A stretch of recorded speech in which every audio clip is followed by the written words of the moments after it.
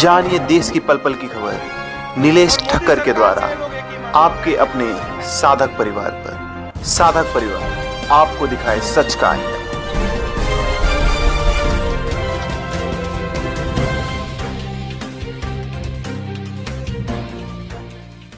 कथित तौर पर जानलेवा हमला किसी के द्वारा कुछ आरोपियों पर लगाया गया, जहां पुलिस ने नारायण साईं जी को भी आरोपी बनाया और उसमें कई टेक्निकल चीज़ें आई हैं, जिसमें बापूजी का नाम था। तो एविडेंस की कमी है, तो उस पर क्लोजर रिपोर्ट बापूजी के खिलाफ फाइल होनी चाहिए, उस विषय पे चल रही है। प्रोविजंस थे तो उस पर भी अभी लीगल और फैक्चुअल इशू पे बहस चल रही है।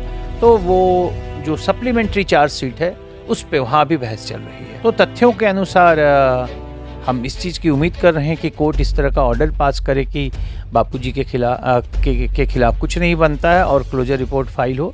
हमारे क्लाइंट्स का नारायण साईं जी का ये कहना है कि वो निर्दोष है, उन्होंने ऐसा कुछ भी नहीं किया है जो आरोप उन पर लगाया गया है। और ये पूरा भरोसा है कि कोर्ट से तथ्यों के अनुसार नारायण साईं जी को बेगुनाह साबित होगा। पानीपत में मैं नारायण साईं जी का एक केस देख रहा हूँ। वो केस एक कंप्लेनेंट ने कथित तौर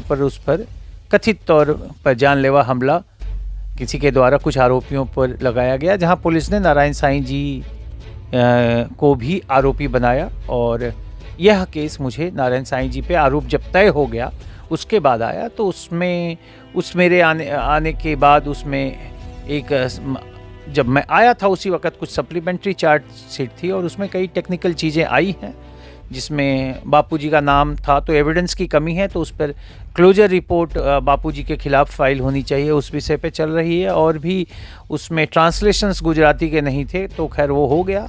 और आर्म्स एक्ट के अंदर कुछ प्रोविजंस थे, तो उस पर भी अभी लीगल और फैक्चुअल इशू पे बहस चल रही है। तो वो जो सप्लीमेंट्री चार्जशीट है उस पे वहाँ भी बहस चल रही है। कौन सी डेट पड़ी है? वहाँ की डेट 5 जनवरी 2024 है। क्या लग रहा है, रिलीफ मिलेगी आसाराम बाबू और उनके सुपुत्र नारायण साईं को पानीपत केस से? देखिए, पानीपत केस में आज तक बापूजी के खिलाफ जो क्लोजर रिपोर्ट का है, तो तथ्यों के अनुसार हम इस चीज़ की उम्मीद कर रहे हैं कि कोर्ट इस तरह का ऑर्डर पास करे कि बापूजी के खिलाफ कुछ नहीं बनता है और क्लोजर रिपोर्ट फाइल हो।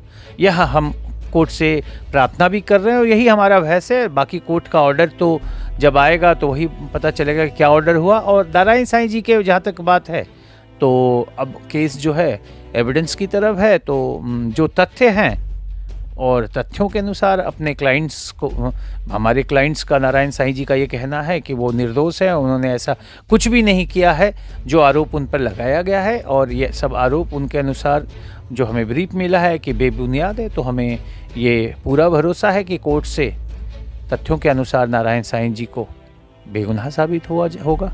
लेकिन यह तो जब केस का पूरा ट्रायल खत्म होगा और उसके बाद कोर्ट के द्वारा निर्धारित की जाएगी।